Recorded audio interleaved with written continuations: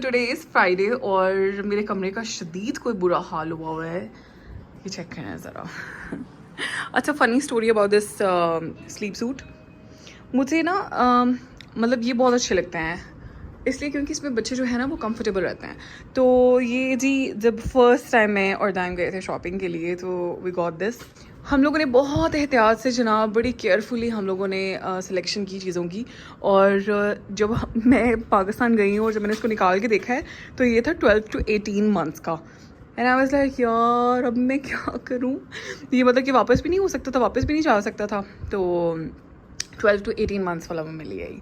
खैर ये मैं देख रही थी कि अभी उसको आएगा कि नहीं आएगा, लेकिन भाई यहाँ के जो है ना पाकिस्तान के जो साइजेज़ हैं ना वो थोड़े वो वाले होते हैं, लाइक आपको बड़े साइजेस पहनाने पड़ते हैं, लेकिन यहाँ वाले साइजेस बिल्कुल एक्यूरेट होता है। और अब मैं शीट निकाल के लाई हुई हूँ और बस मुझे शीट चेंज करनी है जिसके ऊपर कि मेरा पूरा जो है ना जोर लग जाता है शीट के ऊपर। और ये नाइट स्टैंड चेक करें, ओ माय गॉड। एंड बस गंद शंद हर जगह पे पड़ा हुआ है। बस अभी मैं इसको ज़रा सॉर्ट करती हूँ। पता नहीं कैमरा के ऊपर इतना गंद नहीं आता लेकिन वैसे हाँ। और ये भी जो है ना, लेट मी शो यू, ये मुझे जी एक PR पैकेज आया है। सौदिया में फ़र्स्ट टाइम मुझे PR पैकेज आया which I am very very excited about इस ब्रांड से। ये है रॉश स्विस हर्बल कॉस्मेटिक्स और इसके अंदर कुछ जो है ना मज़े मज़े की चीज़ें पड़ी हुई हैं। तो very excited for this one two. इसकी भी मैं अनबॉक्सिंग करती हूँ। ये 2 पैकेजेस हैं, इसकी भी हम अनबॉक्सिंग करते हैं अभी, लेकिन थोड़ी देर में। पहले मैं इसकी ज़रा सफाई कर लूँ। मेरे जो हस्बैंड शरीफ है ना उनको खलारे मचाने का बहुत शौक है, जो चीज़ होती है वो नीचे फेंक देते हैं। और बस बाकी जो है वो let me just get done with my room. 1 2 and 3। अच्छा, मुझे सुबह सुबह उठ के अपना बेड बनाना ना बहुत थेरेप्यूटिक भी लगता है, लेकिन कभी कभी टीडियस भी लगता है कि यार क्या मसला है, ये काम करना ज़रूरी है। लेकिन जब आप अपना बेड बना लेते हो ना उसके बाद कमरा जो है वो बिल्कुल वो फ्रेश नीट एंड क्लीन लगना शुरू हो जाता है। बाकी चीज़ें नेविगेट करना आसान हो जाता है कि यार अच्छा जो भी थोड़े बहुत खलारे शलारे पड़े हुए हैं वो भी सिमट ही जाते हैं फिर। लेकिन बेड का बना हुआ होना ना बहुत ज़रूरी है। और जिस दिन की ये वीडियो इस दिन फ्राइडे था, फ्राइडे को जो है वो मैं बेडशीट्स वगैरह चेंज करती हूँ ताकि वो एक फ्रेश वाली फीलिंग होती है ना। शीट्स भी चेंज हो जाती हैं, आप खुद भी नहा लेते हो तो वो फ्रेश वाली एक फ़ीलिंग होती है, तो वो बहुत अच्छी लग रही होती है, साफ़ सुथरी सी बड़ी मज़े की लग रही होती है। तो I always enjoy that feeling. और इसको मैं फ़ौरन ही लॉन्ड्री में डाल दूँगी, नहीं तो ये पड़ी रह जाती हैं और फिर बहुत मुश्किल होती है ड्राई करना, इसको बहुत मुश्किल होता है।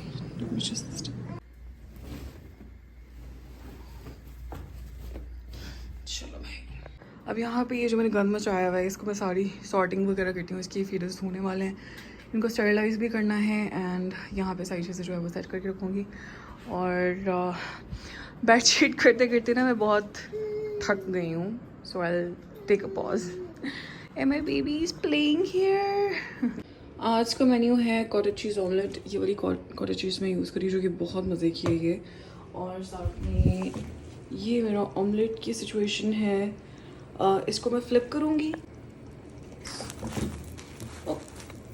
जब मैं इसको फ्लिप करने की कोशिश करती हूँ ना टूटना शुरू हो जाता है।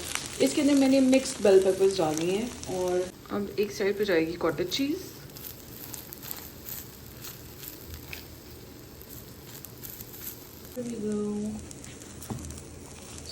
करूँगी फ्लिप और दोनों साइड से पका लो। यहाँ पे आई हैव एवोकाडोज और चेरी टमेटोज़।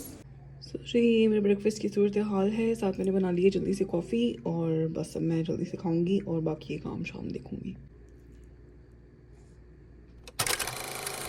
अच्छा, क्योंकि नहाना था तो मेरे बाल बहुत ज़्यादा ग्रीसी और ऑयली हुए हैं, यहाँ पे आप देख सकते हैं।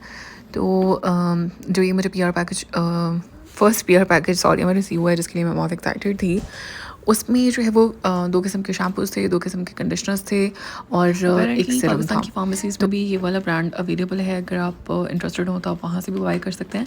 लेकिन इनकी पैकेजिंग बहुत प्यारी थी। एक शैम्पू जो है वो आपकी स्कैल्प को जेंटली क्लीन करता है, जो दूसरा शैम्पू था वो स्किन से ग्रीस और गंक वगैरह निकालने के लिए यूज़ होता है। तो मैंने जो ग्रीस वाला शैम्पू ना वो वाला यूज़ किया था ताकि मेरी स्कैल्प जो है वो अच्छे से क्लीन हो जाए, क्योंकि बहुत ज़्यादा ग्रीस थी उस दिन। तो जी शैम्पू कर लिया, कंडीशनर कर लिया और मैं हो गई साफ़ सुथरी। और उसके बाद मैंने चेंज वगैरह किया और उसके बाद ये जो सीरम टाइप ऑयल था ये मैंने अप्लाई किया है अपने बालों के रूट्स में। इसको आप नहाने से पहले भी यूज़ कर सकते हैं और नहाने के बाद भी यूज़ कर सकते हैं। तो मैंने इसको नहाने से पहले तो यूज़ नहीं किया क्योंकि ऑलरेडी बाल बहुत ग्रीसी हुए थे, लेकिन नहाने के बाद इसको मैंने थोड़ा थोड़ा रूट्स पे और थोड़ा थोड़ा अपने एंड्स पे अप्लाई कर दिया। एंड्स पे इसलिए क्योंकि एंड से जो है वो बाल बहुत ज़्यादा ड्राई हो जाते हैं, तो एंड्स को जो है वो बेचारों को प्यार ही नहीं मिलता तो इसलिए जो है वो एंड्स पे अच्छे तरीके से जो है मैं इसको अप्लाई कर दूँगी ताकि थोड़ी सी शाइन भी आ जाए बालों के अंदर। और इसकी खुशबू बहुत अच्छी थी, तो मैंने इसको काफ़ी इन्जॉय किया। और उसके बाद मैं थोड़ा थोड़ा ड्राई कर लूँगी अपने बालों को, और ये जी इसका फाइनल रिज़ल्ट है।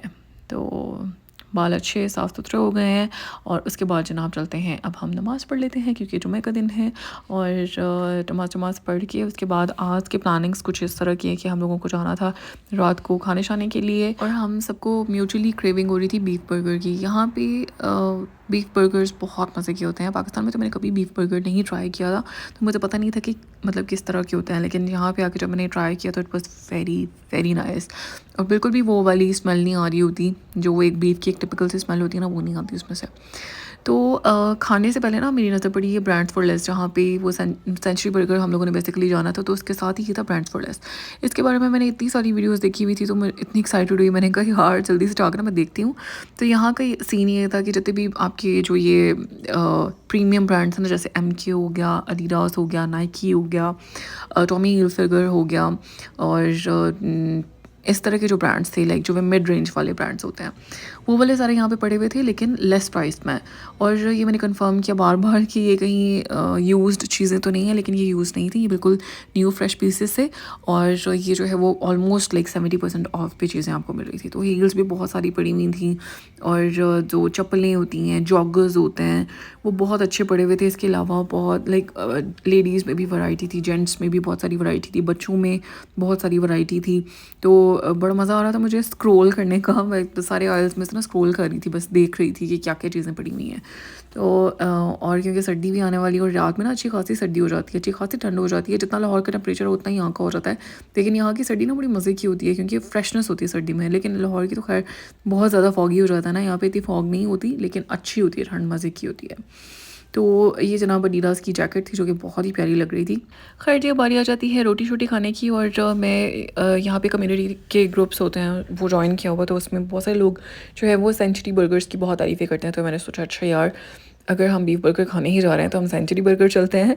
तो I was trying it for the first time. और दाइम तो हैं, उनको बर्गर के लिए एक और स्पॉट बहुत पसंद है, तो वो वहीं पे जाना चाह रहे थे। लेकिन साथ में उनका ये भी हो रहा था कि अच्छा यार चलो let's try something new. So starters के लिए उन्होंने हम लोगों को पॉपकॉर्न सर्व किए थे, विच वॉज़ वेरी डिफरेंट। और अब फिर हम लोग देख रहे थे कि यार हमें ऑर्डर क्या करना है। तो हमने जो सेंचुरी बर्गर का जो वो एक स्पेशल वाला बर्गर होता है ना, वो वाला ऑर्डर कर दिया था।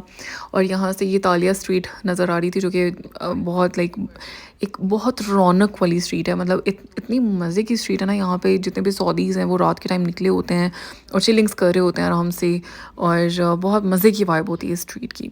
तो खैर जी, अंदर के हालात कुछ इस तरीके से थे। और बस हम लोग गए हैं वहाँ पे, और जाते ही जो आयरा मैडम जो है वो वहाँ पे रोना शुरू। अब उसका जो है ना वो लेटने का दिल नहीं चाहता, उसके दिल चाह रहा होता है कि मैं ना बैठ जाऊँ बस, तो मुझे लेटाओ ना, अब तो मैं बेबी नहीं हूँ, मुझे बस बिठा के रखो। तो बस ये उसका दिल चाह रहा होता है। अच्छा जी, हम लोगों ने फ़्राइज़ ऑर्डर की थी विच वर रियली रियली यमी। मतलब फ़्राइज़ तो वो सेफ़ प्ले चीज़ होती है ना, मतलब वो तो अच्छे होते ही होते हैं।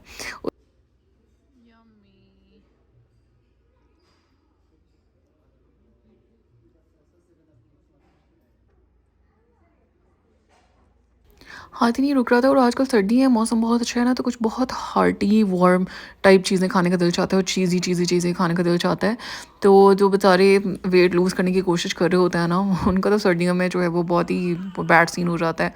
खैर इनकी जो ये ड्रिंक थी वो रिफिलेबल थी, तो ग्लास बहुत ही छोटा सा था, तो हम लोग जो है वो बार बार मंगवा रहे थे। और हमें लग रहा था जैसे जो वेटर है ना वो हमें जज कर रहा है कि भाई बस कर दो, कितना पीना है। लेकिन ग्लास जो है वो हाँ बहुत छोटा सा था। खैर ये जी हमारे बर्गर्स के हालात हैं। और बर्गर देखने से मतलब कि वैसे जो स्टैंडर्ड बर्गर्स होते हैं वही लग रहे हैं।